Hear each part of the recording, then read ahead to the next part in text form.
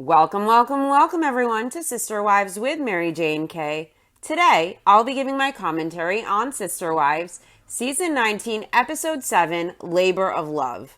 The episode opens with Cody explaining how Mary is moving to Parowan. She's moving forward, doing the things you do when your life changes.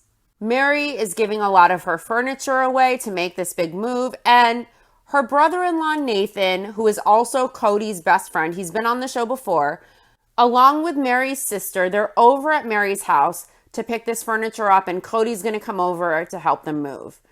Cody recalls helping Christine move out, and he thinks that was the last fight they had together. Now, they flash back to that scene, and of course, we remember it. Cody was dictating how Christine should load things in the truck, how she should do things, and Christine put her foot down, and she let Cody know at that point that she was in charge. I don't even consider it a fight. It wasn't their last fight. It was Christine simply putting Cody in his place. And I'm sure at this point, Christine was thrilled that this was one of the last times she would really have to handle him so directly.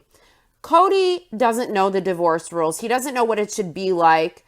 But he told Mary, call anytime. I'm here to help. And so Cody is going to help moving this stuff with his best friend Nathan and Mary's sister there as well. And it's very interesting to see Cody's behavior and how different it is with Mary around a male figure and of course around Mary's sister. So Mary is giving away her stuff. It's sentimental stuff. It's stuff she bought together with Cody in Vegas. She doesn't want to keep this stuff. And she tells them the news that she's going to be moving to Parowan. And she also lets Nathan and her sister know that she and Cody have finalized the separation. It's done in all senses of the word. Nathan seems a little shocked by this. He shouldn't be. So Mary makes it clear that after 32 years, she is single. Mary feels really strange about being single after over 3 decades of being married. The last time Mary was single was when she was 19 before she married Cody. So this is really new. It's very different for her. And so Mary at this point in her life is just trying to move forward and adjust to all of this. Nathan asks Mary how she's feeling, and she says at first she cried a lot. She went through with the church termination. It was hard. And Nathan asks an interesting question. He asks Mary if they were fair at the church. Mary says for her, she felt like it was a really good process, but she thinks Cody might say otherwise. Of course, Cody feels that it was unfair for him because the church authority terminated the marriage on the grounds that it was abandonment, that Cody abandoned Mary. And Cody doesn't like that because he obviously doesn't like anything that dents his ego. Even though he knows it's the truth, he wants to be a coward and not take accountability for it. So he wants to act as if that's unfair. Of course, Mary was legal wife, and she went through the legal divorce years ago for Robin's benefit so Cody could adopt Robin's kids. Now, Mary explains how that legal divorce, that was very hard emotionally, and she believes that Cody really misunderstands her emotion. Cody assumed that Mary was upset because she thought she was losing power when she gave up her legal marriage.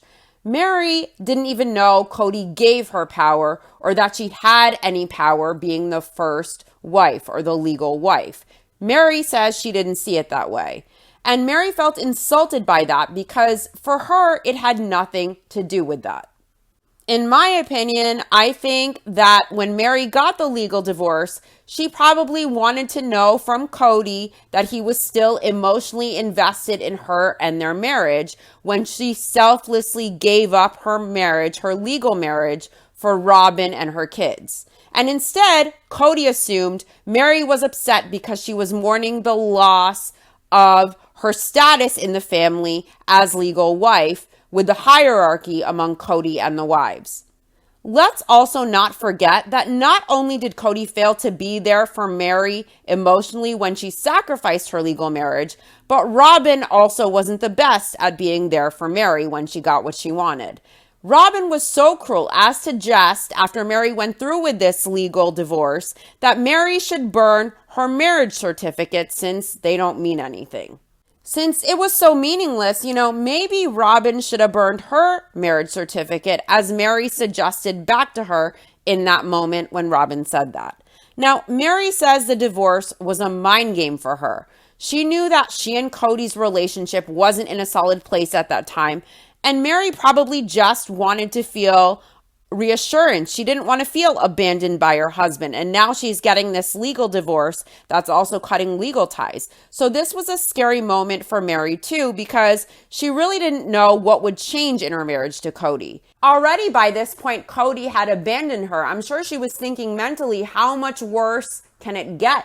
Mary adds that her getting the legal divorce, it wasn't just scary for her. Her sister wives were scared too. Janelle and Christine were scared of how this might shake things up. Mary recalls Cody having a conversation with Janelle, and Janelle was very concerned about things changing with Mary's divorce and with Robin getting the legal wife status. Mary admits Janelle was right and things did change after she got the legal divorce for herself and Cody, and also within the family. Cody was surprised that Mary wanted to get rid of all of these sentimental things after 32 years of marriage. The things that they chose together, that's everything Mary wants to get rid of. Cody's surprised by it. Why would she want to remember? Why would she want reminders of this emotional suffering that she went through being married to Cody, being abandoned by him for so long? Cody was very cruel to Mary. I'm sure it was very painful for her. Mary is moving forward. Mary is starting a new life, and she really doesn't need to be weighed down by the past and the energy of those things that reminded her of her past. Now, Mary says all of this is painful. All of it is hard.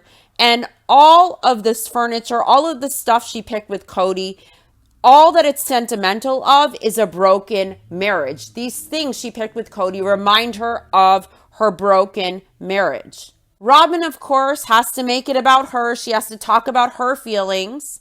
She says it's so hard and it's so painful that Mary is moving to Parowan. Her heart just goes out to Mary so much about how long Mary has hung on. So at this point, Robin wants Mary to find happiness too. She wants Mary to find happiness, but let's not forget, she engaged in manipulating Mary for a long time and giving her false hope. And Robin also encouraged Cody to string Mary along. And Cody has revealed that he indeed did string Mary along for far too long, and it was mostly to appease Robin. If Robin really gave a fuck about Mary, she would have made it easier for Mary to go. And let's not forget also, during Cody and Mary's breakup, during that conversation, if she really gave a fuck about Mary, Robin wouldn't have walked away and fake cried and tried to make it all about herself and how sad she is and how she feels. How sad, because this isn't the way she pictured things would be. This isn't the way she posted things on her vision board. Now, Robin's heart goes out to Mary so much, but during COVID, even Cody wanted Robin to invite Marin over. Even Cody tried to get Mary out of the isolation. He knew she was following his COVID protocols, and he said, it's safe. We could have Mary come over. Robin was the one who put a stop to it, but her heart just swells with love for Mary. After Robin got what she wanted out of Mary, after she got Mary to get that legal divorce so she could have the legal marriage and the adoption of her kids, she dropped Mary like she was the town leper. Unless it was a time when she needed an emotional support person to bitch to and whine to and play victim to. Mary deserves better, and it's a really good thing she has good friends in Parowan. I don't think Robin is a friend. I think Robin is manipulative. I think Robin is a user. She's an opportunist, and she loves to play victim. She loves to pity herself, but her main goal is getting what she wants. That's what it seems like. She's all about Robin. Mary had a call with Cody the other day, and they disagreed about something. And Cody was talking to Mary about this is the point where their relationship started failing. And Cody saw it was one time and Mary saw it differently. Cody disagreed. completely with what Mary thought, and she told him it wasn't that way for her. Cody was getting angry. She hung up. She says she refuses to engage with Cody when he gets riled up. Good for Mary. Mary explains that when Cody gets angry like that, it serves no purpose for her. It serves no purpose for she and Cody. Mary is setting a boundary. She's not going to engage with Cody when he gets angry and resentful. Good for her. Nathan wonders if Mary can even identify a specific moment when their relationship soured, and Mary doesn't think so. Cody has been contradictory with his defining moment for when their relationship ended. Mary says she knows that there's the catfishing thing, but she wonders what led up to that. Cody had abandoned Mary as a husband almost a decade before the catfishing. Mary notices the contradictions in the things Cody has said about her and their relationship. And when he said that the storm that was Mary started soon after the marriage started, Mary was surprised by that. Cody feels the dysfunction in their marriage was from the beginning. Cody doesn't know what happened. He says he doesn't know. Now, Mary says they were great when they were together in the beginning. And Cody feels if that was great, he doesn't want it. Mary says she's confused by Cody's new narrative, that they've just never had good times. It was just all completely bad. Bad, bad, bad, horrible, terrible. He never loved her. He never loved anyone. Now, Mary says they have lots of photos, lots of videos, lots of good memories that show the contrary. And there was a lot of good in their relationship, Mary insists.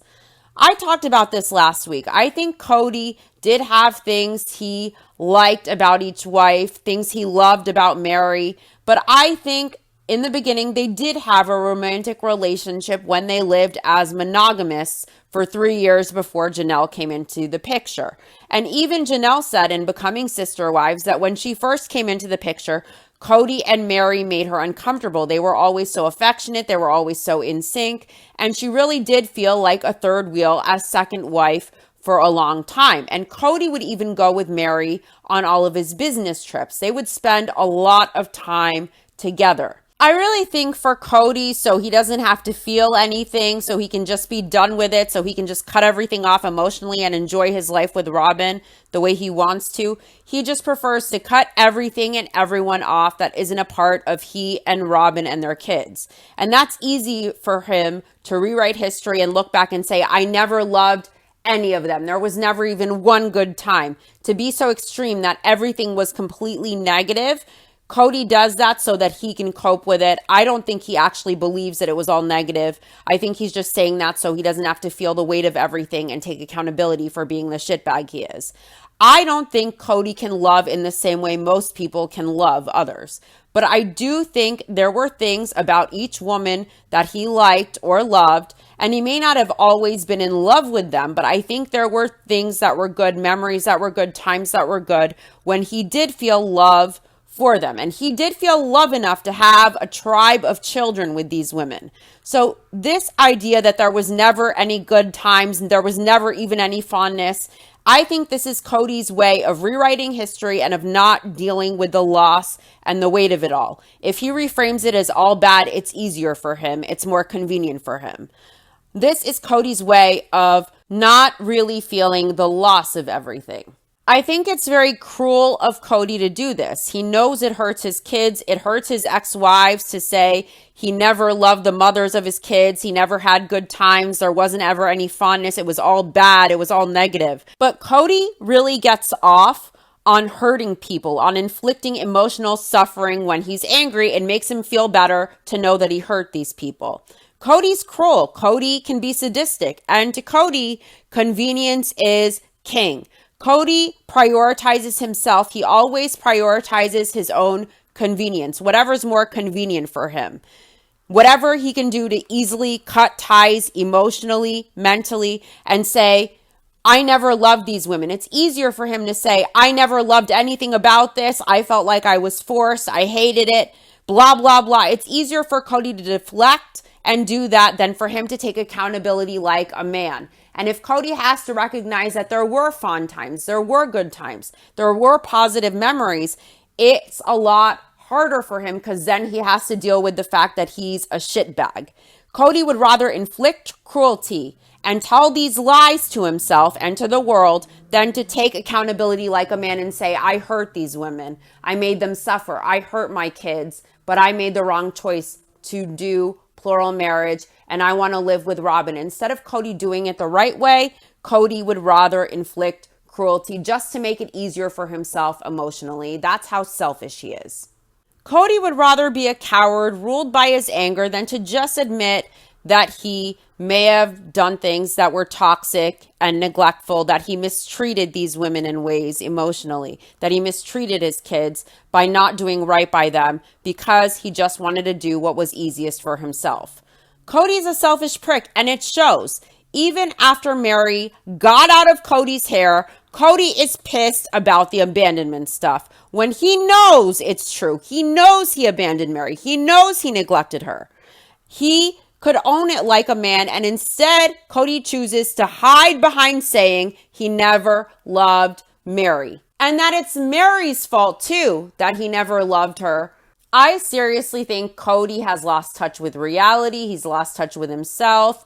He's lost touch with who he was in the past and who he is today. And I don't think Cody knows his head from his ass. And Cody saying he never loved these women over and over and over and that it's their fault, he didn't love them, that makes me think that Cody, in his own short-sightedness, thinks that everyone will just excuse his toxic behavior with these women just if he says, well, I never loved them, so it's not my fault. Oh, we're all going to say, oh, that's okay. No big deal. We understand. He thinks it makes him look better to say that, and it actually makes him look worse. That's how out of touch this guy is. Recently in an episode, Cody admitted the 2 mistakes he made. The 2 mistakes he says he made were not going to Isabel's surgery and also the way that he handled COVID. Now, is Cody saying it because he truly means it, or is he saying it because his ego can't take all the dents and the dings for his disgusting, toxic, selfish behavior? Cody is so negative now that no matter what, he's only going to remember the bad times, and even the good times he will frame in bitterness. Next, we get more insight on Mary and her ex-sister wives. We learn Mary hasn't talked to Christine or Janelle. Mary says they really aren't her sister wives anymore. She doesn't know how to place them in her mind or what they are to her anymore. There's a lot for her to have to process and wrap her head around now. There's a lot for her to figure out, and she wants to take the time to do that. Mary's sister notices that Cody isn't the same happy-go-lucky, charming person that she is familiar with. And Nathan explains how the person you marry isn't the same person you divorce. Now, Mary notices that Cody doesn't seem like the happy person he used to be. He doesn't even seem like the person she married.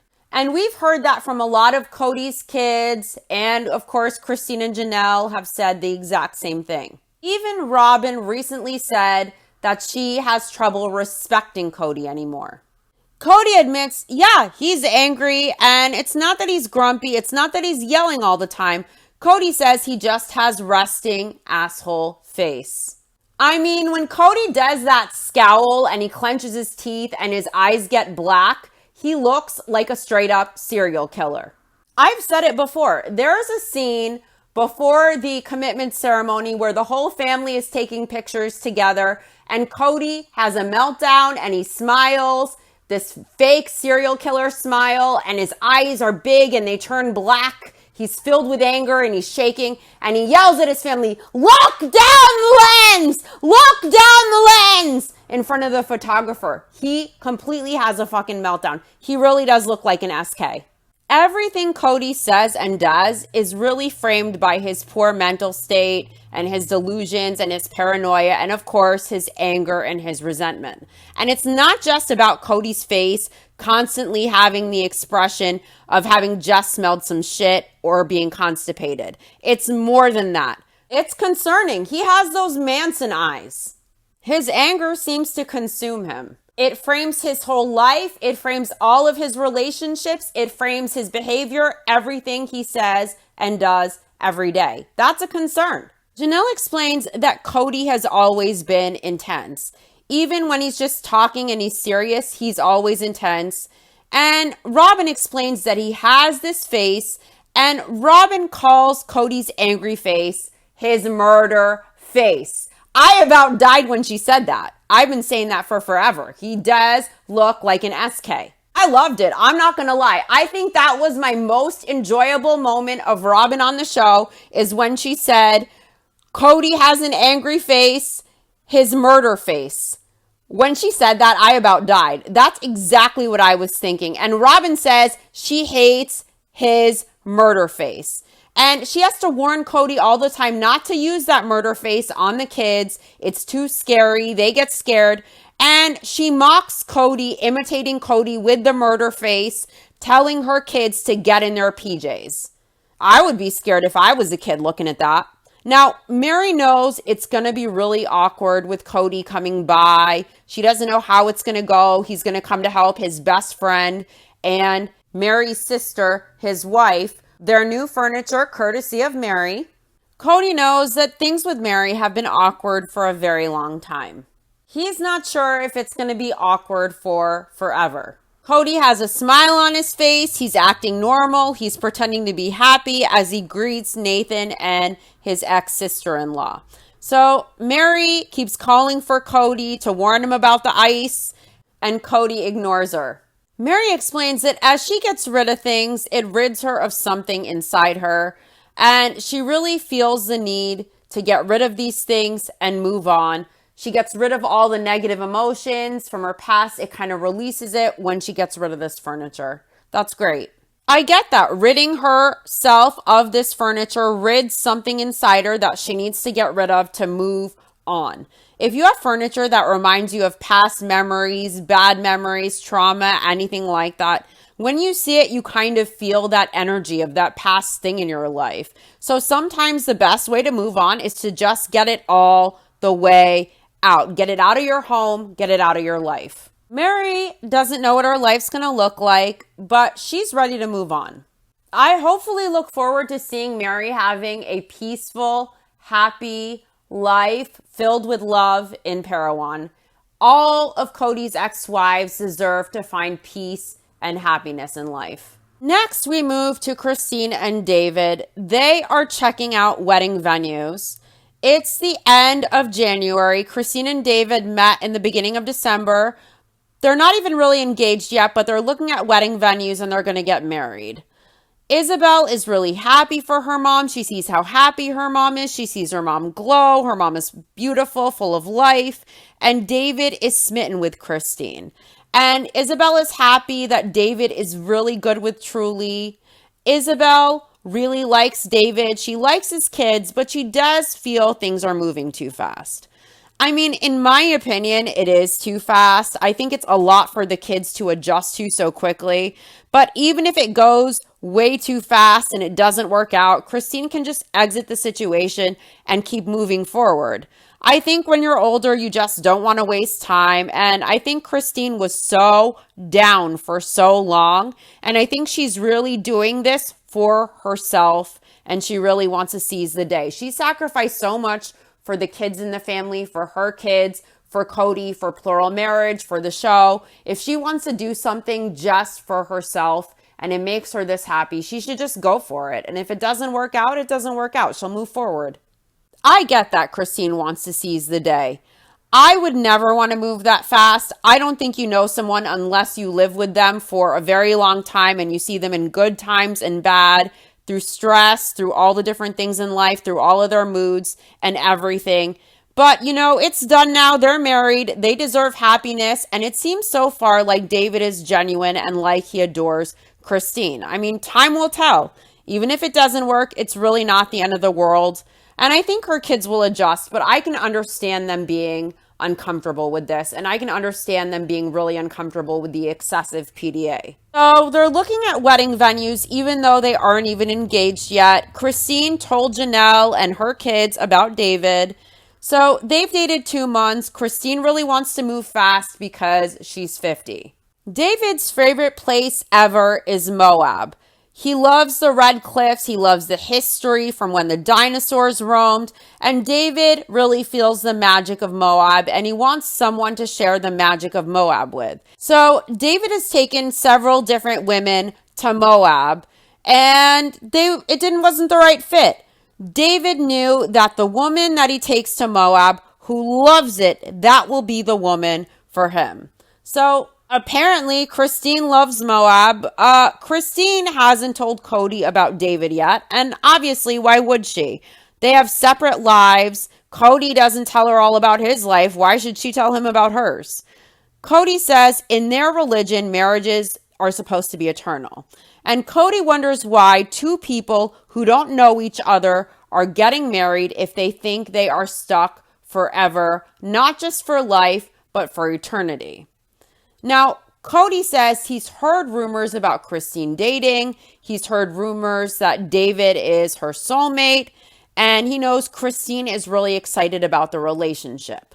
Now, Cody says he is offended for her on the idea that she would be stuck with him for eternity when her soulmate was out there somewhere to be found and it wasn't him.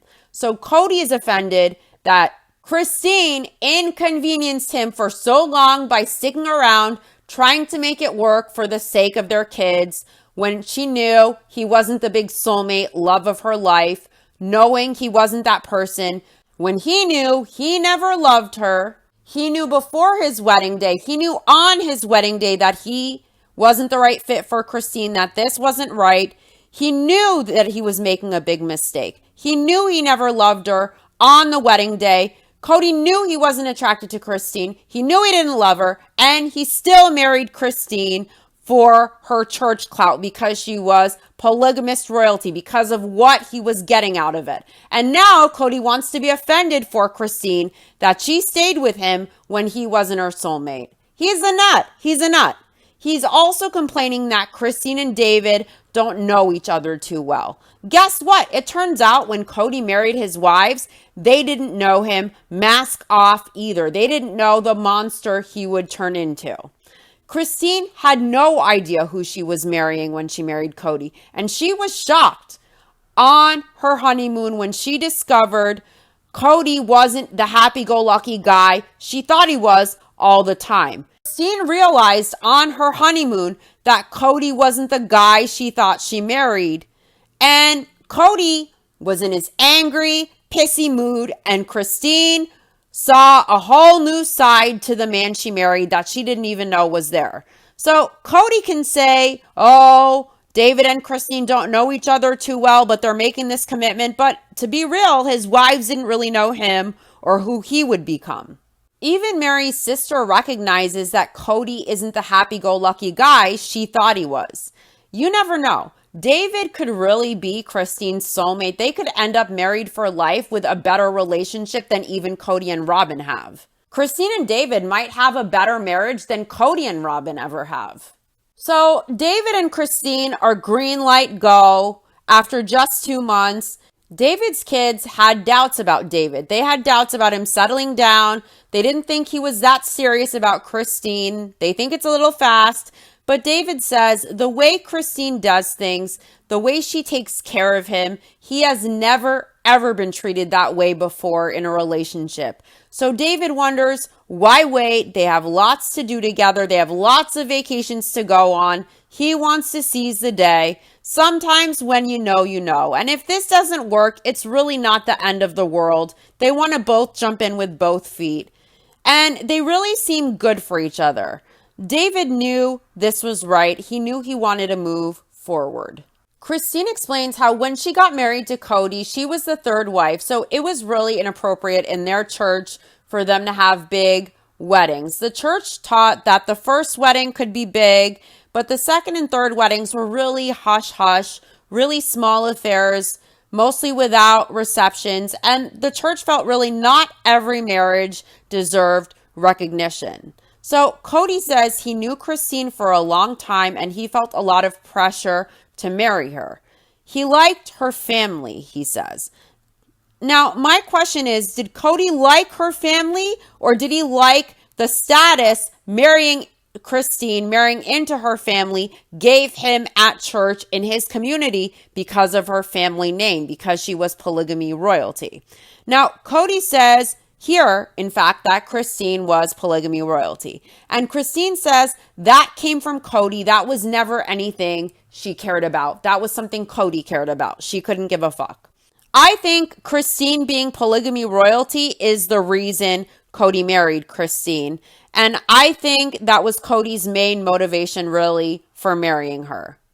So Christine wants to have a really big wedding. She never got to do this before. There's a lot of guests, hundreds and hundreds of guests. Honestly, I loved Christine and David's wedding. I thought it was a beautiful wedding. It was full of love and positivity. There was such a beautiful, peaceful, loving, fun, vibrant energy there. I loved it. Cody is wearing a new necklace. Everyone notices it. And Cody says he feels really weird moving his ex-wife out of her house. My thing with the jewelry is, why does Cody need new jewelry if he's not paying off the land yet? So Cody feels awkward about moving Mary out. He says it was self-deprecating, and he says he and Robin are struggling.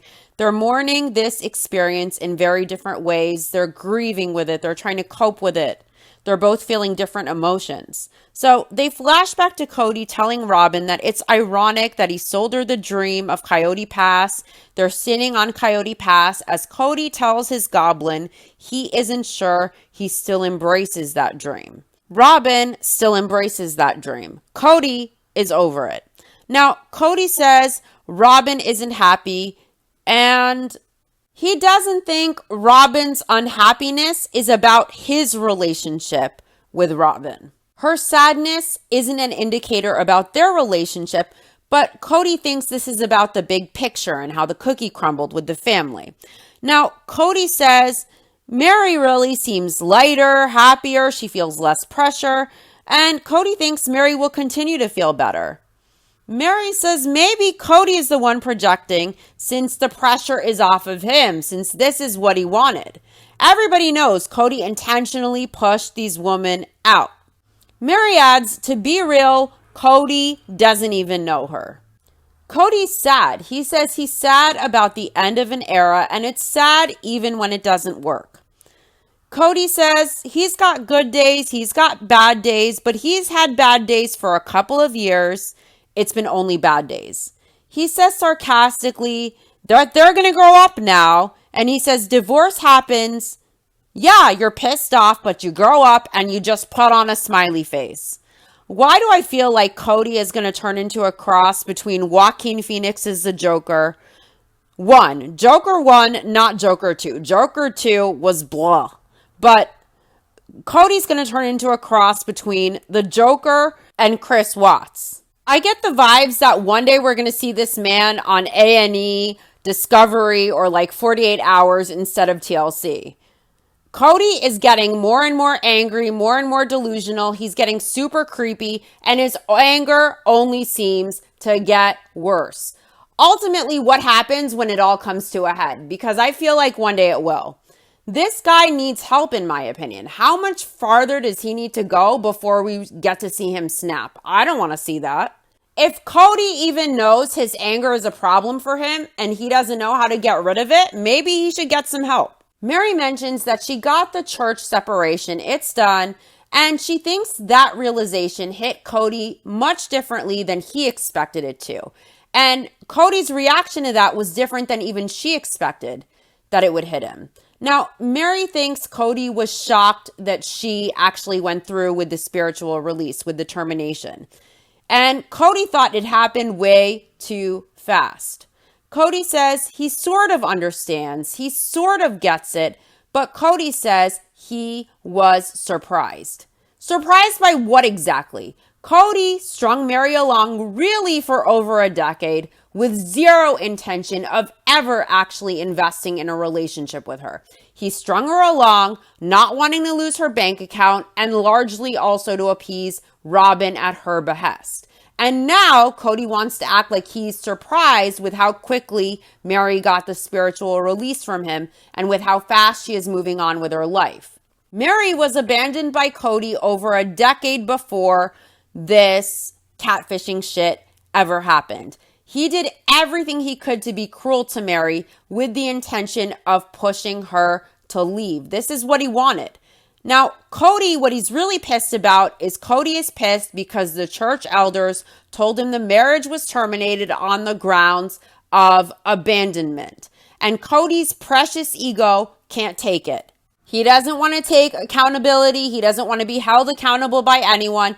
And it hurts his coward's heart. It hurts his fragile ego that even some old men in a church notice what a dick face he is and what a bad husband he was to Mary. Even they said this was abandonment. Christine was church royalty, and she isn't a part of that hoopla anymore. But, I doubt her father or her family who was involved in the church appreciated how Cody treated her or the kids in his family after he married Christine. I don't think they appreciate the way that he treats his kids or the way that he treats his ex-wives. They probably don't appreciate the way he treated Christine, whether she's involved with the faith or not. This is about Cody being butthurt about the abandonment thing. Cody pities himself. He thinks he's a victim. Oh, it's so unfair. Oh, it's so unfair. This is unfair to me. I'm a victim. Oh. Even some old geezers in the church told it like it is. They even knew Cody was the problem. They knew Cody abandoned Mary. Cody couldn't play victim there. And by the way, Cody chose not to attend with Mary when she went to speak to the church authority. Cody could have gone. He could have given his bullshit excuses. Cody didn't care enough to go with Mary. But now Cody wants to bitch about how sad he is and how surprised he is about the church results. Maybe he should think about how sad and lonely he made Mary feel over the past decade when he wasn't around. Maybe he should think about how sad and disappointed his kids feel with him when he's not around. This isn't about Cody's sadness. This isn't about Cody being a victim. This is time for Cody to prioritize the people around him and how they feel and how his behavior makes them feel instead of how he feels. This man will never get his head out of his ass long enough to realize he isn't the victim here. Cody lets Mary's sister know that Janelle isn't interested in a relationship. Mary's sister asks if they left, and she tells Cody it's his fault because Cody is the one who told Mary he doesn't want to be married to her anymore. If he's unhappy with it, it's his fault. He's the one who told Mary that.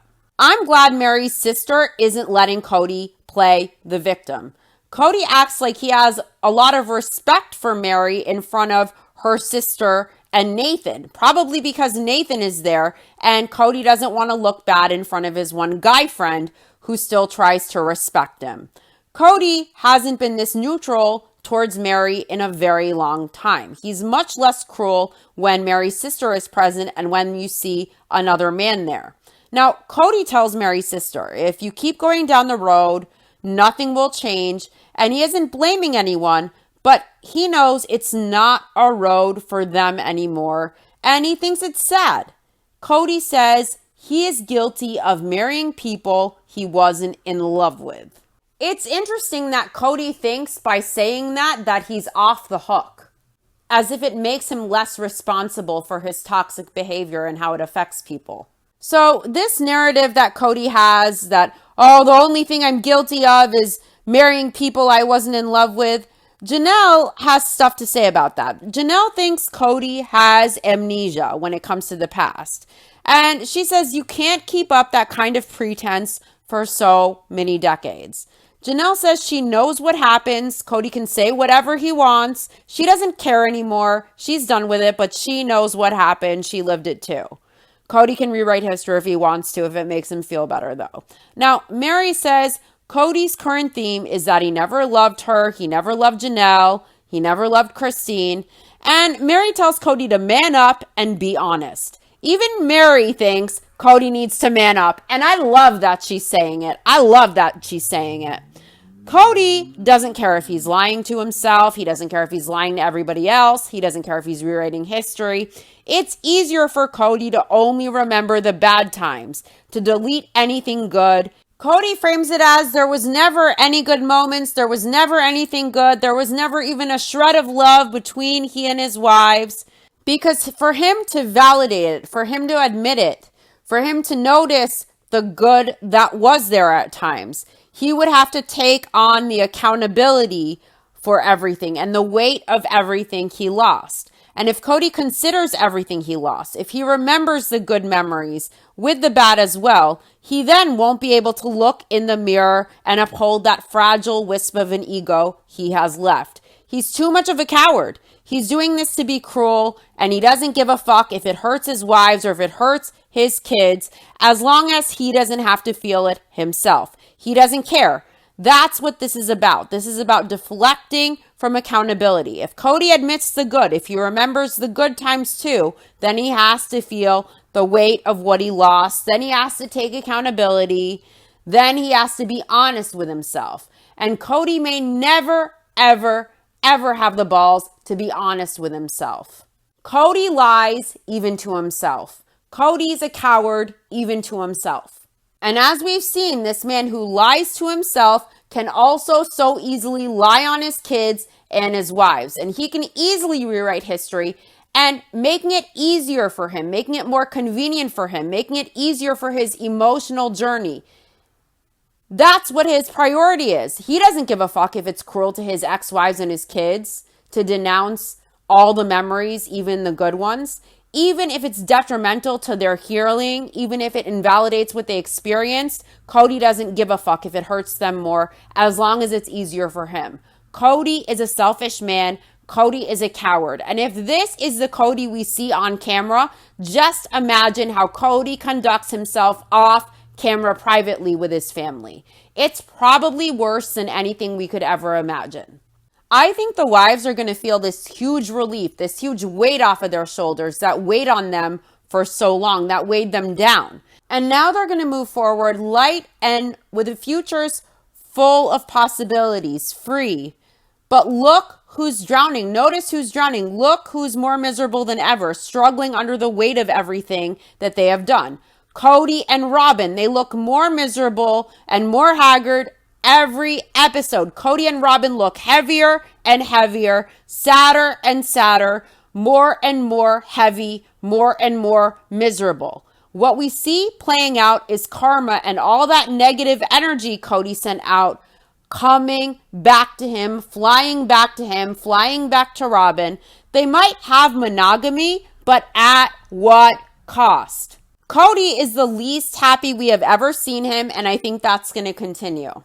Robin's miserable, crying on bathroom floors. Janelle is over Cody. She looks forward to her future. Mary is looking forward to her future. She's moving to Parowan. Mary wants Cody to be honest. You know, when has Mary ever seen Cody man up in the over 30 plus years she's been married to him? Mary says she put everything she could into her marriage with Cody, and she would still be working on it.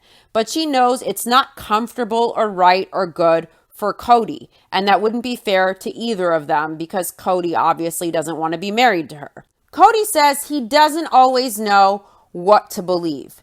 With the eternal marriages and the divorce, he says he doesn't know how to feel about that in regards with his faith. He says Jesus said not to get divorced. One day he believes in God, one day he's religious, one day he doesn't believe in it anymore. I don't even think Cody knows what he believes. Now, he says Jesus said not to get divorced. Listen, if everyone who got a divorce was going to hell, then there would be like no one in heaven. Cody says it's a big concept. He doesn't know how to square God and religion and spirituality and faith with his divorces. He doesn't know what to think about it, other than it offends him to think that he would be stuck with those 3 women for eternity. He says it offends him to think that God would cause him or them to suffer. So Cody wants to focus on that rather than making people stay in terrible relationships. So now Cody is also turning his anger to God. God didn't do anything to Cody. God didn't force Cody to marry these women or to live like a polygamist. God didn't force Cody to be toxic and abusive and neglectful to his wives and kids. Cody can blame God to deflect and make it seem like, oh, he was so trapped in his marriages. But at the end of the day, Cody's behavior and the way the cookie crumbled, that is on Cody. That has nothing to do with God. It's Cody's fault he married these women. It's Cody's fault he manipulated them into believing he loved them if he didn't love them when he married them. And he married them for the wrong reasons. That's Cody's fault. It's Cody's fault he neglected these women. It's Cody's fault he treated his ex-wives and kids that way.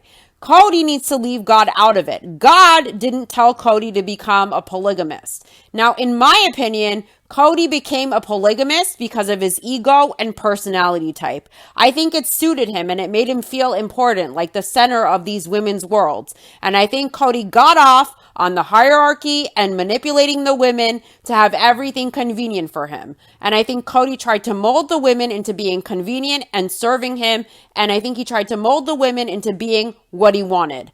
I think Cody intentionally would fight with his wives. I think he would favor others at times and fight with others just to get off on it. And I think Cody got off on the struggles between the sister wives and being the center of attention who could also control things in the family. And I think in Cody's marriages, he enjoyed really stoking the flames and saying, I'm fighting with this one. I'm doing this with this one. He liked seeing these women be insecure over him. He liked seeing these women claw to try and get crumbs from him. I also think Cody got questioned about his sexuality back in the day when he was in high school. His friends used to tease him for being flamboyant. They questioned his sexuality. So for Cody, what better way to always be the center, to always have the limelight, to feel important? What better way? Prove them all wrong. What better way to show the man he was, to show everyone, than to marry 4 women who for Cody are there to serve him, who are taught in their culture and religion and community to keep sweet, to obey, to serve him.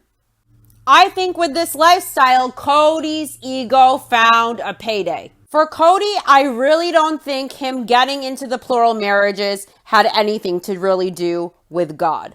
I think this was about his ego and selfishness. If this was about faith and God for Cody, Cody would have respected his marriages and he would have done his best to be fair and equally invested in all of his households with all of his wives and kids. He would have always prioritized the larger family if this was really about God. This wasn't about God for Cody. This plural marriage stuff was about Cody, and Cody loved being the center of his world. It's perfect for his selfish, ego-fueled personality. Or it seemed to be perfect for him before it became far too inconvenient for him to even pretend he wanted to do this anymore when it wasn't just so easy for him. Cody's resentful. He's stewing in his anger about Sonny and Cher. He's talking about his childhood trauma from Sonny and Cher. And he says when they split up, he was 5 and it broke his heart and it freaked him out. Because at that point, he thought divorce was the biggest evil and it saddened him. So Cody says at 6 or 7, he had no awareness that the concept of divorce was a real thing. So Sonny and Cher getting a divorce was devastating for him. And Cody wondered, does that really happen? This is the most ridiculous bullshit. Cody isn't a victim. He doesn't have this big childhood trauma over Sonny and Cher's divorce that rocked his world when he was 5, that led him to be this toxic, ballless, coward shitbag of a human that he is today. I think Cody should just quit with the bullshit. Maybe he should go to a shrink. I think the guy is nuts. I think he needs help. I think he needs professional help. If he thinks a single person gives a fuck about this supposed childhood trauma from Sonny and Cher's divorce, he needs to think again. He looks absolutely fucking ridiculous. Now, Cody says this wasn't supposed to be a part of his story. And he says everyone is the author of their own story, and his story has taken a turn. When does this guy stop with the self-pity and the victim bullshit? When does he realize this isn't about him? This isn't about him. Now, Cody laments They have ridden the wave and they have crashed the ship and they survived. They're on the shore, but they crashed the ship, and that's the realization. They crashed the ship. Now, Cody says it just makes him terribly sad. He's saying he's sad, but really the guy's angry. He keeps saying they crashed the ship. It's not they crashed the ship. He crashed the ship. Or maybe if they means he and Robin crashed the ship. With Cody's toxic behavior, he doused everything in gasoline and he lit the match to burn it down. It's not they who crashed the ship. It's him. This is on Cody. This is on Cody. There is no they. There is only him. Cody did this with intention. He wanted to be rid of the obstacles to his goals in life. So he doesn't get to play victim now and woe is me. Cody did this himself to himself, and everyone around him are his victims. It's not about Cody's sadness. When is Cody ever going to be capable of considering the emotional suffering he caused his kids and his ex-wives? When does Cody ever validate their sadness or their emotions or their disappointment in him? Cody is way too busy feeling sorry for himself to even care about his kids or their feelings. This really is pathetic. Next, we basically see an hour of Christine and David making out like this is the first time they've ever kissed anyone before and they're teenagers. They go a little crazy with the PDA, and Isabel and some of the other kids are a little uncomfortable with it. Now, I'm going to be honest, Christine way overdoes it, and it kind of looks ridiculous to see a 50-year-old woman acting like that, over flaunting with the PDA. But at the same time, she deserves to be happy. It's too much over flaunting it with the PDA in front of her kids. They're still adjusting to it. They're uncomfortable. It's creepy as fuck. But, I also understand. I love seeing her happy. She's glowing. This is her first real romantic relationship. So she's really acting like a teenager would when they first experience a relationship or love or a crush or anything like that. And it's a little ridiculous to see a grown-ass adult act this way in front of their children who are just adjusting to this. Now, Christine knows they aren't engaged yet, but they're still looking at wedding venues. Moab is David's favorite place. So Christine really wants to look at venues there. Really, she doesn't care where they get married. All she cares about is her dress and walking down the aisle to David. David would be totally cool with just eloping to Vegas, but Christine, of course, wants a big to-do. She missed out the first time. I can understand her wanting a huge wedding and wanting to celebrate love. She deserves it. Now, Christine was the one who was very aggressive at first with moving things along with David. And then David took the reins. He's the one who suggested getting rings, and of course, Christine was down. So even though David hasn't really asked Christine to marry him yet, they aren't engaged, they're looking at wedding venues because they know it's happening. And David feels Christine really deserves this nice big wedding, the wedding she never had, she never got that experience. David would really prefer to go to Vegas, but he loves Christine so much, he wants her to have this nice big wedding. And Cody explains that his wedding day with Christine, it was a sad day. He struggled to get off work. He had 2 wives. One wife was pregnant. They were at each other's throats. And when he got there to his wedding, he had a 1,000-yard stare. He wasn't happy. He was marrying this wife out of obligation. And he admits now that it was unfair to Christine. Yeah, it was unfair. And he didn't marry her out of obligation. He married her because of what he was going to get out of it, the church clout. Now, this is what Cody wrote about Christine and their wedding day in Becoming Sister Wives. The minute I asked Christine to marry me, I realized that I had once again acted too quickly. I was in over my head. I was not even 25. I already had 2 wives, and Janelle was expecting our first child. The thought of trying to bring Christine into our family gave me serious pause. I'm afraid I showed up at our wedding with what Christine calls a 1,000-yard stare. Suddenly, I felt the weight of the world on my shoulders. I was nervous and apprehensive. Cody continued. I worked right up until the day we got married. I even had a hard time getting off work to attend my own wedding. Wow. Christine had to organize the whole wedding herself. Neither my father nor Christine's mother attended the ceremony. It was a hard day for us. I didn't even have time to plan a honeymoon. In fact, it didn't even occur to me to plan one. No one told me that I should. It's your third wife. You've been through 3 of these things and you have to be told to do a honeymoon? What the fuck? This is what Christine writes about her wedding day with Cody. I was shaken when Cody showed up at our wedding with that look on his face. He was morose. I was even more devastated when I learned that he hadn't planned a honeymoon. I was hoping that we'd finally have a romantic getaway. Something special that told me how thrilled he was to have me in his family. I was young and naive. I had no idea how to tell Cody what I wanted from him.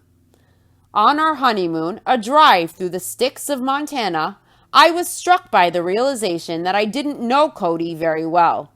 Once we got into the car, he still had the faraway look on his face that I'd seen at our wedding. He seemed distant and unreachable. I began to understand that he felt overwhelmed. However, I didn't know how to talk to him about what he was feeling. I had no idea how to reach him. I just sat there in silence. Christine goes on. Watching him drive with that look on his face made me unbearably sad. Days after your wedding, and you're describing it like a funeral. Look at the tone. I was unbearably sad. That look on his face made me unbearably sad. Does that sound like a newlywed in the honeymoon phase? What the fuck? I realized that I had no idea how to express my feeling with him or ask him to share his with me. I never doubted that Cody was the man of my dreams, but I began to worry that I'd married him too soon. Cody knew it wasn't a right fit even on his wedding day. He knew even before, and the tones with which Cody and Christine write about their wedding day in the past and speak about it now, it really sounds like a heavy funeral vibe, like grief, like sadness and despair, instead of loving, peaceful, excited, happy vibes like we see from Christine and David at their wedding. It seemed heavy and somber and morose and sad, like a funeral. It seemed like it felt wrong. So, why didn't Cody the coward have the courage to just say no before marrying this woman and stealing decades of her life, her best decades? And why did Cody have 6 kids with Christine if Cody knew it was wrong, even on his wedding day? Cody married Christine regardless because of the family she came from and her status in the church and what that would give to him, how that would elevate him and open up opportunities for him. Cody married Christine. He stole decades of her life for what it did for him and his ego, for what it did for his standing in the church. If Cody truly didn't love these women, why did he marry them at all and create lives with them and have kids with them and steal their youth and the best years of their lives? Did Cody do it for his ego? Did Cody do it for what he was gaining for himself? I don't know where Cody gets off on pitying himself and acting like the victim here. A real man would own everything and take full accountability. No, not Cody though. Cody would rather tell these ladies it's their fault he never loved them. This is the level of human being we are dealing with. This is the low consciousness of this man who now claims he knew better, but he married them anyways, manipulating them into thinking he loved them. When we all know Cody married these women for his own gain and for his own ego. I really can't stand to see the way Cody pities himself, feeling sorry for himself, playing the victim every episode. It really is sickening and pathetic. So again, Christine's kids are very weirded out with the excessive PDA, and I don't blame them. Christine could tone it down a little bit, at least in front of her kids, to allow them to adjust. I get that she's really happy in love, but this is really new for them, and honestly, it is too much. Isabel is uncomfortable with it, and she says Christine and Cody, her father, they didn't even hold hands around them, so she gets a little uncomfortable with this PDA. And Aspen knows this is fast, but she's adjusting to it.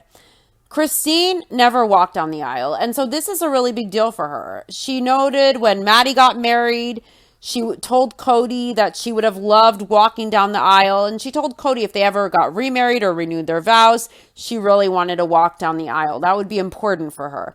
So Christine is really excited about this. And Janelle explains that when they married before in their church, there is no walking down the aisle for the second and third and fourth and fifth wives. There is no big party. There is no reception. Janelle, for her wedding as a second wife, she didn't even have a wedding dress. There was a very small gathering at Cody's mom's house. That was their reception. When Cody got engaged to Robin, he told her that Christine and Janelle didn't get what they deserved, and he felt that marriage should be celebrated, and he learned his lesson. He didn't want to do it again. He wanted a big celebration with Robin. So Robin said she had her big wedding, and she didn't do it because she wanted it. She did it for Cody's sake. Robin says Cody's the one who wanted it, and her wedding day wasn't about her. It wasn't about she and Cody and their marriage. It was about celebrating the marriage, and it was about celebrating the whole family. That was her focus. And Robin insists she made sure of that, and she wants to point out that the wives even commended her for including them. It's as if we should give Robin a star on her sticker chart for doing so good. She wants to be recognized because she did the right thing.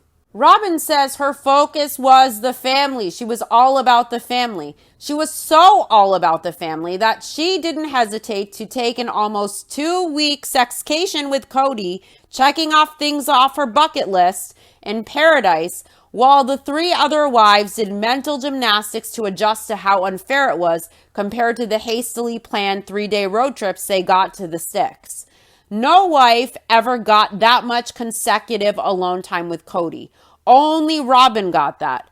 And the wives were devastated. They were hurt by that. And they still had to film and carry on and take care of the kids. If Robin was really all about the family, she would make sure she did everything according to the same standards as Cody's other wives got, including her honeymoon, rather than accepting the favorite wife treatment and then saying that she's all about the family. He never considered that no other wife got that, and she didn't really think about how the wives were tearing themselves up inside emotionally, knowing Cody, their husband, was away for almost 2 weeks. Not only away from them, but away from his kids with his soulmate in paradise. Was that the best decision for the family, that almost 2-week honeymoon? That honeymoon they took during a time of turmoil and angst and upheaval, when the kids and the wives really needed to adjust to their new normal as their whole world was shifting under their feet, never to be the same again. Robin has proved she isn't about the family. She's all about herself. And she can maintain a good relationship with McKelty and act like she's grandma of the year over there, but that doesn't make her all about the family. Just because she included the whole family in her wedding, that doesn't make her all about the family for real. Her wedding included the family, but it wasn't about them. Let's not forget how Cody picked Robin's wedding dress, when some of the other wives didn't even get a wedding dress. They didn't even get a reception. Let's not forget how Robin took her sister wives on a wedding dress shopping trip just to gain rapport with them and earn brownie points, while Cody was the one who actually picked Robin's wedding dress. The wives were hurt throughout Robin's wedding and wedding planning experiences. It wasn't easy for them to see Robin get everything they wish they could have had. Cody has a lot of thoughts about the experience that make him feel bitter. It's really hard for him to talk about his wedding day with Christine. And Cody reflects that it was a really sad day. And when he broke up with Christine, it made him question his whole life a lot. He questioned everything. Christine doesn't care where she and David get married. She really likes this place they're looking at, the Red Cliffs Lodge. She likes the fact that the guests can stay there. There's a lodge. It has a beautiful view. And Christine is so excited about this wedding. Saying she's excited is an understatement. This is Christine's first big wedding. And she really loved when all of her kids had big weddings. She loved planning them. She loved everything about weddings. And now she gets a wedding and she gets a soulmate. Back then, Christine never thought she would ever leave Cody. And now she gets her big day. She gets her soulmate. She gets everything she never thought she would have.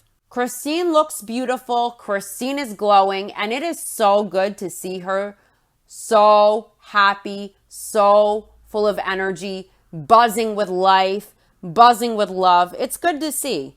Christine deserves every minute of this happiness. She really does after everything she went through. Back in Flagstaff, Cody is still helping Mary and Nathan and Mary's sister move stuff. Cody and Mary are joking and laughing together. Cody's laughing. Cody's laughing probably for the first time in years we see him laughing. And Cody finds it interesting that he and Mary are joking around and they're laughing together like a burden has been lifted. And he wonders why their relationship is easier now than 3 months ago or even 6 years ago. Cody has no idea why, but it's easier. Cody seems to be being slightly less angry and cruel. He's less of an abusive asshole with Mary right now because Mary's sister and her husband Nathan are there. And we notice in front of men, Cody keeps his behavior more in check. I guarantee if Cody treated Mary the way he has in the past, when Nathan and her sister aren't around, if he did that in front of Nathan and Mary's sister, there would probably be a problem. I doubt Mary's sister or Nathan would be cool with Cody being mean and cruel to Mary the way that he usually is. So in this scene with Nathan and Mary's sister there, Cody is acting a little less angry. He's being a little lighter, so things are lighter all the way around. And I think it's because Nathan is there and Cody cowers to men. He really wants to be accepted by them. It's interesting that he suddenly acts like he has respect. He suddenly acts more like a man should when he is around other men. When he's around men, he's less toxic, he's less abusive towards the women and around his children because he knows they're going to call him out, and I think he gets intimidated when there are men around. I always find that interesting, the difference in behavior, in Cody's behavior around men versus around his wife and kids. I mean, Cody's wives and kids give the slightest constructive criticism, and Cody takes that as disrespect, disobedience, disrespect. But Ken can be blatantly disrespectful to Cody and his wives, and Cody takes it no problem. Cody's almost apologetic and lets it go, no problem. When it's a man he considers a friend being blatantly disrespectful to he and his family. Cody explains that in plural marriage, some people are more traditional. And he says, Robin didn't want to do the traditional thing. She wanted to do a private elopement. She didn't want a big wedding. And Cody insisted he wanted a celebration. He insisted that they needed to have this big wedding. I'm sure he wanted to film it for TLC. Robin had a great time at the wedding. Everyone had a good time at the wedding. And Christine points out that Robin was a great plural wife when it came to their wedding. Robin really focused on making it a family celebration, and Christine knows usually plural weddings are a really hard time for the other wives, but Robin made it her main goal to focus on the family. She didn't want to be insensitive to the sister wives, so she involved the women as much as she could. Christine gives Robin props here, and she had a good time at that wedding. And Robin really tried her best to make the women feel safe and to make the women feel comfortable there. And Robin says she knows her sister wives are moving on, and she feels like the idiot who got left behind. She can't move on. You know, Robin got one thing right. She is definitely an idiot, and she's not wrong about that one. She's also not wrong about Cody's murder face. Now, Christine will be inviting Janelle and her kids to the wedding. She's going to invite Leon to the wedding, of course. But Christine isn't inviting Mary or Robin or Cody to her wedding. And Christine hopes for her wedding to have everybody there, all the kids there, to support them. She wants to be surrounded by family. Cody says he's been wearing his pain on his sleeve for 2 or 3 years and he's tired of the pain. And he thinks maybe he should lighten up. And he says, when your heart's dark, you just gotta lighten up. So Cody says he knows it'll pass. He knows he'll get through this. No one gives a fuck about him getting through it. They care about how he treats his kids and his ex-wives. It's been dark. Cody says he's been through the destruction of his family and he will move through this. Again, it's not about him. I just hope for the sake of Cody's kids that Cody gets professional help. I think Cody needs to understand there's a time when it's no longer about his pain and this is about his kids. And just because he is done with his pain that doesn't excuse him from taking accountability and building relationships with his kids. His kids deserve much better from him. And I think Cody is the type of person who wants to just say, fuck it all. I'm done with the pain. Fuck my kids. They're a part of my pain and I'm done with it. I don't give a fuck about how they feel. My pain is more important. My happiness is more important. My ego is more important. My convenience is my priority. So I'm done with my kids. Fuck them. I think that's what Cody's attitude is. And I think if they don't crawl back and kiss the ring and treat him like the perfect hero, he is just done because he considers that his pain. That's how selfish Cody is. You know what? No one gives a fuck about Cody's pain. Cody did this to himself. Cody's the one who said his wives and kids, his family are the obstacles to his goals in life. He got his goal in life. He has monogamy with his soulmate Robin, and he's still bitching and whining, feeling sorry for himself, playing the victim. Nothing is going to make this guy happy.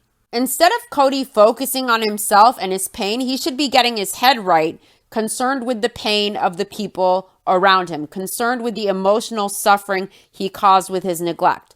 But of course, a man like Cody has no capacity for empathy. He only feels pity for himself. He never considers the pain his own children feel because of his neglect. And because it might be emotional, because it might hurt, it might cause him pain, it might take an effort from him to build these relationships with his kids, to take accountability. He just wants to ignore it all because his pain takes precedence. He takes precedence. His convenience takes precedence. And his way to handle this is he will just sweep his kids and their pain under the rug like they never even existed. And he'll move on with Robin and her kids, and he'll be fine with that. He'll be fine with acting like they all never existed. Cody's all bent out of shape over Sonny and Cher's divorce when he was 5. But Cody doesn't consider how his kids might feel about the divorces, how his kids might feel about his abandonment and neglect.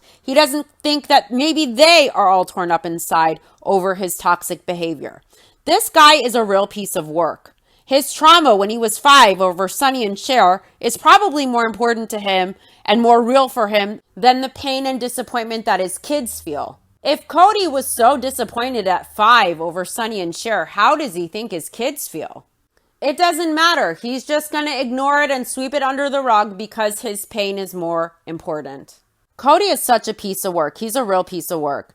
Christine has never felt this special before, and she finds it so incredible to feel loved and to feel special and to plan a beautiful day knowing that she's marrying the love of her life. Christine says it's amazing, and she wishes that for everybody. I sincerely hope Christine gets all the happiness and peace and love and healing that she hopes for and deserves with David for the rest of her days. If anyone deserves peace and love, it's Christine. And even though it's a little too much PDA, I love seeing her happy.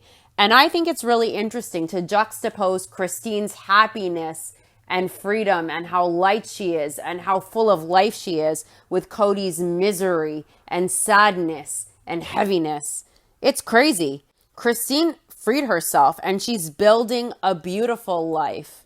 And Cody is drowning at the bottom of the ocean. Even free from the obstacles to his goals in life, he's in misery. That does it for this episode. I'll be back next week with the next episode of Sister Wives. Sister Wives Season 19, Episode 8, A Wolf in Sheep's Clothing, where Janelle confronts Cody, and Cody projects and says that Janelle always plays the victim card. Wow. As always, Cody is delusional, and Cody is way out of touch with reality. We're all living on Earth. This guy is living on Mars. Cody does the self-pity bullshit every episode. Everything is about him and his pain and his anger. He pities himself and he's a victim. And Robin plays the victim too. Every fucking episode. I am sick of it. I'm ready for a spinoff show. This man doesn't deserve a platform. I would love to see his ex-wives and what they do with their lives moving forward, free from this toxic fuckface in a spinoff show. A man like Cody doesn't deserve a platform. Janelle never plays the victim card. I've never seen her play the victim card. Cody got it wrong. That woman is a survivor. She's very intelligent. She's very strong. She's very ambitious. She's very independent. I think she's awesome. I think Cody looks pathetic projecting his behavior and Robin's behavior and their victim mentality onto Janelle. I think that should be interesting.